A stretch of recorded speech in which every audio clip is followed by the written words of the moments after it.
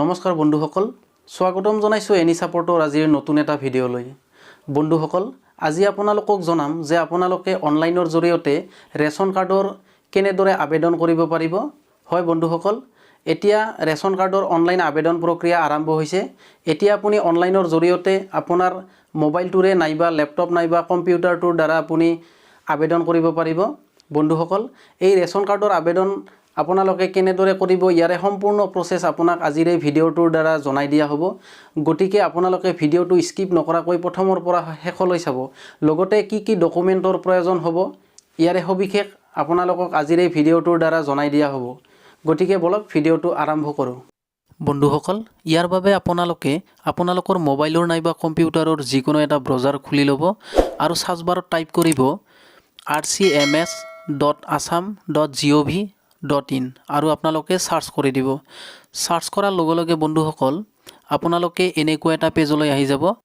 বন্ধুসকল, আপোনালোকৰ সুবিধাৰ্থে মই এই ৱেবছাইটৰ লিংকটো ভিডিঅ' ডেছক্ৰিপশ্যনত দি ৰাখিছোঁ। আপোনালোকে ডেছক্ৰিপশ্যনত গৈ ডাইৰেক্ট এই লিংকটোত ক্লিক কৰি এইটো পেজলৈ আহিব পাৰিব।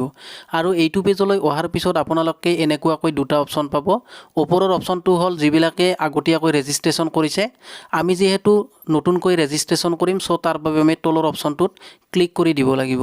আৰু তলৰ অপশ্যনটোত ক্লিক কৰাৰ লগে লগে আপুনি এনেকুৱাকৈ এটা পেজ দেখিবলৈ পাব। ইয়াতে আপুনি ঠিক তেনেকৈ তিনিটা অপশ্যন দেখিবলৈ পাব। ইয়াৰে শেষৰ যিটো অপশ্যন আছে I want to apply for new ration card, এই অপশ্যনটোত ক্লিক কৰি দিব। আৰু কৰাৰ লগে লগে আপুনি এনেকুৱাকৈ এটা তলত পেজ দেখিবলৈ পাব। ইয়াতে যিটো প্ৰথম অপশ্যন আছে ইয়াতে আপুনি এপ্লিকেণ্টৰ নামটো অৰ্থাৎ যিজন মহিলাৰ নামত আপুনি ৰেচন কাৰ্ডখন এপ্লাই কৰিব তাৰ নামটো আপুনি অসমীয়াত লিখি দিব লাগিব। তো আপুনি ধুনীয়াকৈ অসমীয়াত লিখি দিব। নেক্সট আপুনি তলত আপোনাৰ আধাৰ কাৰ্ডৰ নামটো যেনেকৈ আছে ইংৰাজীত ঠিক তেনেকৈ আপুনি লিখি দিব। নেক্সট আপুনি এটা লগইন আইডি বনাব লাগিব। চ' তাৰ বাবে আপুনি ধুনীয়াকৈ এটা লগইন আইডি দি দিব। দি কাষত চেক এভেইলেবল অপশ্যনটোত ক্লিক কৰি দিব। আৰু ক্লিক কৰাৰ লগে লগে আপোনাৰ এইটো এভেইলেবল আছে নে নাই শ্ব' কৰিব। চাওক, এইটো এভেইলেবল আছে। তো এইটো আপোনাৰ লগইন আইডি হৈ গ'ল। এতিয়া আপোনাৰ যিটো আধাৰ কাৰ্ড নাম্বাৰ হয় সেই নাম্বাৰটো আপুনি ইয়াতে টাইপ কৰি দিব লাগিব। আধাৰ কাৰ্ড নাম্বাৰটো আপুনি শুদ্ধকৈ টাইপ কৰি দিব। নেক্সট আপুনি এটা পাছৱৰ্ড দিব লাগিব। আৰু পাছৱৰ্ডটো আপোনাৰ মিনিমাম এটা কেপিটেল লেটাৰ, এটা স্মল লেটাৰ, এটা চিম্বল আৰু 1 ডিজিট নাম্বাৰ থাকিব লাগিব। তো আপুনি নেক্সট কনফাৰ্ম পাছৱৰ্ডটো সেম পাছৱৰ্ড দিব লাগিব। নেক্সট আপোনাৰ আছে জেণ্ডাৰ। আপোনাৰ জেণ্ডাৰটো কি হয় আপুনি ইয়াৰ পৰা সিলেক্ট কৰি ল'ব লাগিব। তো মই জেণ্ডাৰটো সিলেক্ট কৰিলোঁ। নেক্সট আপোনাৰ আছে মোবাইল নাম্বাৰ। আপোনাৰ যিটো আধাৰ কাৰ্ডত থকা ৰেজিষ্টাৰ্ড মোবাইল নাম্বাৰ হয় সেই মোবাইল নাম্বাৰটো ইয়াতে টাইপ কৰি দিব। নেক্সট আপুনি এটা ইমেইল আইডি দিব লাগিব। আৰু ইমেইল আইডিটো দিয়াৰ পিছত আপুনি সোঁফালে থকা এই কেপচাটো আপোনালোকে ফিল আপ কৰি দিব লাগিব। আৰু কেপচাটো ফিল আপ কৰি আপুনি তলত গেট OTP যিটো অপশ্যন আছে ইয়াতে আপোনালোকে ক্লিক কৰি দিব। আৰু গেট OTP অপশ্যনত ক্লিক কৰাৰ লগে লগে চাওক আপুনি এনেকুৱাকৈ এটা মেছেজ দেখিবলৈ পাব। আপুনি জাষ্ট অ'কে অপশ্যনত ক্লিক কৰি দিব আৰু অলপ সময় ৱেইট কৰিব, আপোনাৰ পেজটো লোডিং হ'ব। নেক্সট আপুনি লগে লগে এনেকুৱাকৈ এটা OTP চেণ্ড হোৱা বুলি এটা মেছেজ দেখিবলৈ পাব। তো আপুনি অ'কে কৰি দিব। আৰু অ'কে কৰাৰ লগে লগে আপোনাৰ যিটো আধাৰৰ ৰেজিষ্টাৰ্ড মোবাইল নাম্বাৰ হয় তাত এটা OTP যাব আৰু সেই OTPটো আপুনি ইয়াতে টাইপ কৰি দিব। আৰু টাইপ কৰি আপুনি কাষত থকা ভেৰিফাই অপশ্যনটোত আপোনালোকে ক্লিক কৰি দিব। আৰু ভেৰিফাই অপশ্যনত ক্লিক কৰাৰ লগে লগে আপুনি অলপ সময় ৱেইট কৰিব, পেজটো লোডিং হ'ব। আৰু লগে লগে আপুনি চাওক অলপ সময় ৱেইট কৰিব, লগে লগে আপুনি এনেকুৱাকৈ এটা পেজ দেখিবলৈ পাব। চাওক, congratulation you have been successfully registered বুলি দেখিবলৈ পাব। আপুনি জাষ্ট তলত ক্লিক হিয়াৰ অপশ্যনটোত ক্লিক কৰি দিব। আৰু লগে লগে আপুনি এনেকুৱাকৈ দেখিবলৈ পাব। ইয়াতে ঠিক দুটা অপশ্যনে আপুনি দেখিবলৈ পাব। আমি যিহেতু নিউ ৰেজিষ্ট্ৰেশ্যন কৰিলোঁ এতিয়া লগইন কৰিব লাগিব। চ' তাৰ বাবে যিটো ৰেজিষ্টাৰ্ড ইউজাৰ বুলি অপশ্যন আছে এই অপশ্যনটোত ক্লিক কৰি দিব লাগিব। আৰু এই অপশ্যনটোত ক্লিক কৰাৰ লগে লগে আমি এনেকুৱাকৈ এটা পেজ দেখিবলৈ পাম।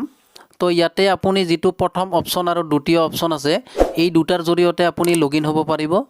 মই যিটো 2 নম্বৰ অপশ্যন আছে ইয়াতে ইয়াৰ দ্বাৰা মই লগইন হ'ম। চ' তাৰ বাবে মই যিটো ইউজাৰ নেমৰ অপশ্যন আছে তাত মই যিটো ইউজাৰ নেম দিছোঁ সেই ইউজাৰ নেমটো মই ইয়াতে টাইপ কৰি দিছোঁ। আৰু তলত যিটো পাছৱৰ্ড আছে মই যিটো পাছৱৰ্ড দিছোঁ অলপ আগত সেই পাছৱৰ্ডটো মই টাইপ কৰি দিছোঁ। নেক্সট কেপচাটো ফিল কৰি দিব লাগিব। আৰু কেপচাটো ফিল কৰি তলত যিটো লগইন অপশ্যন আছে সেই লগইন অপশ্যনত ক্লিক কৰি দিব লাগিব।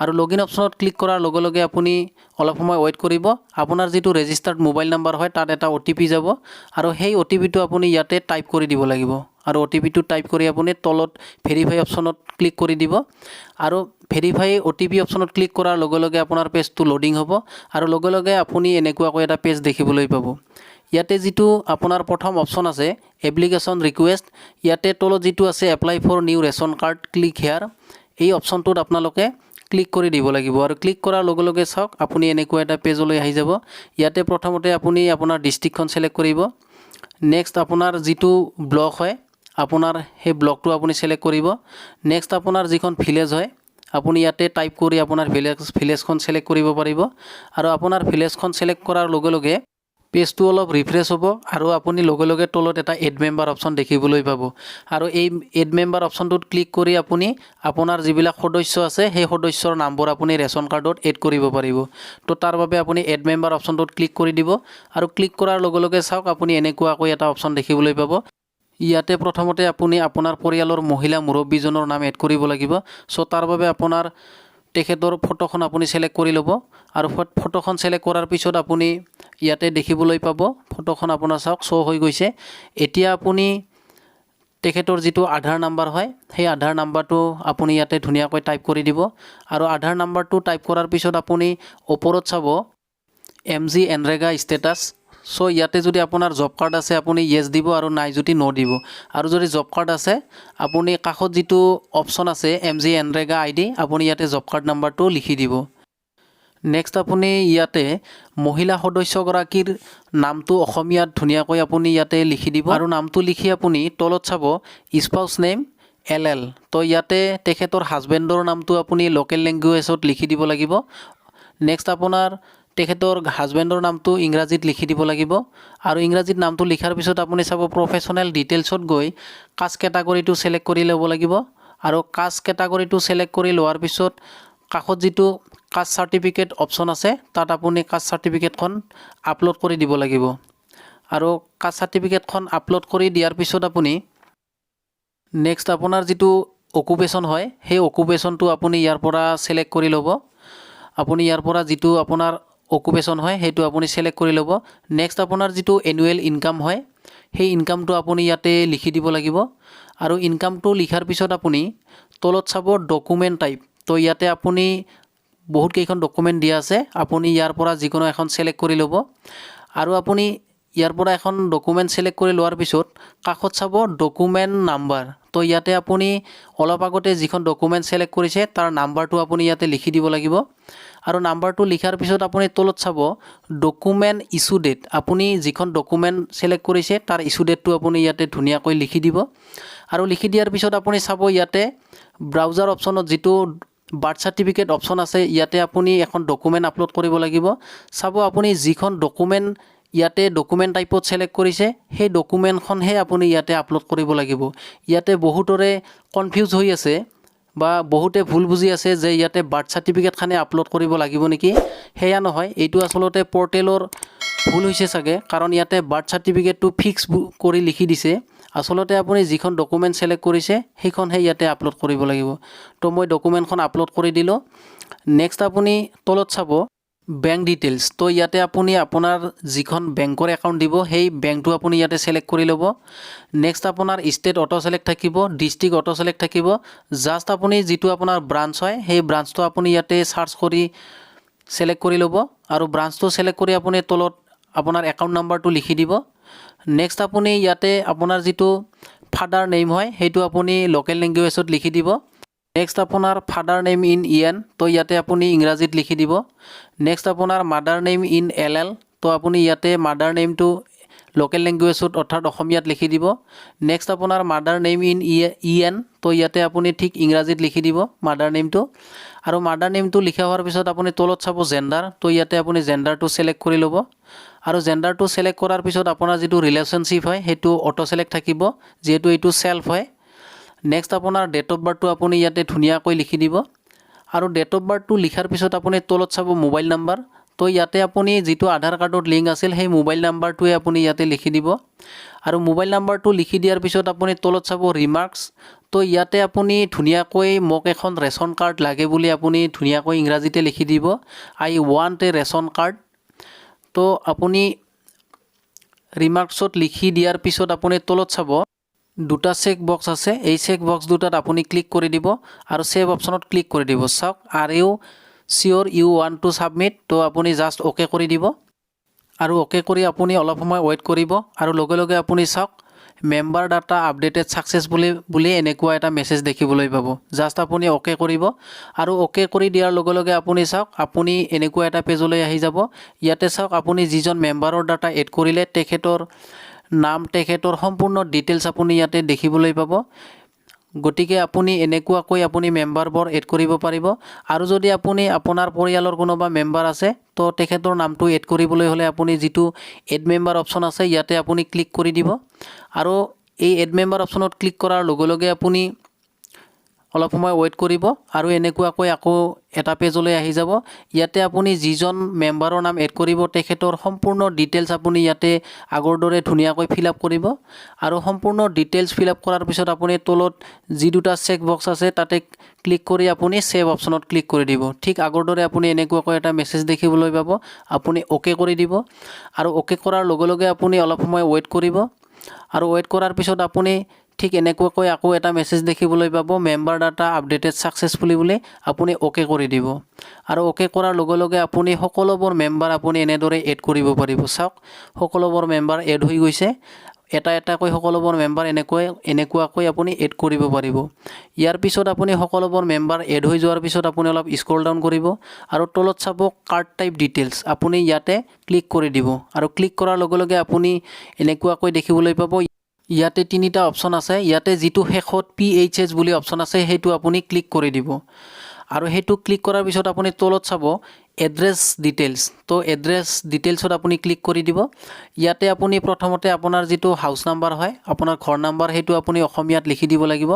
নেক্সট আপোনাৰ লোকেলিটিটো আপুনি ইয়াতে লিখি দিব লাগিব, আপোনাৰ এৰিয়াটো। নেক্সট আপুনি ৰাইট ছাইডৰ ফালে চাব আপোনাৰ ঘৰ নাম্বাৰটো আপুনি ইংৰাজীত লিখি দিব লাগিব। নেক্সট আপোনাৰ লোকেলিটিটো আপুনি ইংৰাজীত লিখি দিব লাগিব। নেক্সট স্ক্ৰল ডাউন কৰিব আৰু তলত চাব পিন কোড, আপুনি ইয়াতে আপোনাৰ পিন নাম্বাৰটো লিখি দিব লাগিব আৰু তলত চাব আপোনাৰ যিটো পাৰ্মানেণ্ট এড্ৰেছটো আপোনাৰ প্ৰেজেণ্ট এড্ৰেছৰ লগত ছেম হয় তেতিয়াহ'লে আপুনি টিক মাৰ্ক দিব। নেক্সট আপোনাৰ গেছ এণ্ড কেৰচিন অইল ডিটেইলছত আপুনি আপোনাৰ যদি গেছ কানেকশ্যন লোৱা আছে আপুনি ছিলেক্ট কৰিব আৰু অন্যথা নাই যদি আপুনি নো কানেকশ্যন বুলি ছিলেক্ট কৰিব পাৰে আৰু যদি আছে আপুনি ধুনীয়াকৈ ছিলেক্ট কৰি লৈ সকলোবোৰ ডাটা আপুনি ধুনীয়াকৈ ফিল আপ কৰি দিব। ইয়াতে আপুনি আপোনাৰ গেছ এজেঞ্চিটো ছিলেক্ট কৰি ল'ব। নেক্সট আপোনাৰ গেছ কানেকশ্যনটো কাৰ নামত আছে আপুনি সেইটো আপুনি ইয়াৰ পৰা নামটো আপুনি ছিলেক্ট কৰি ল'ব।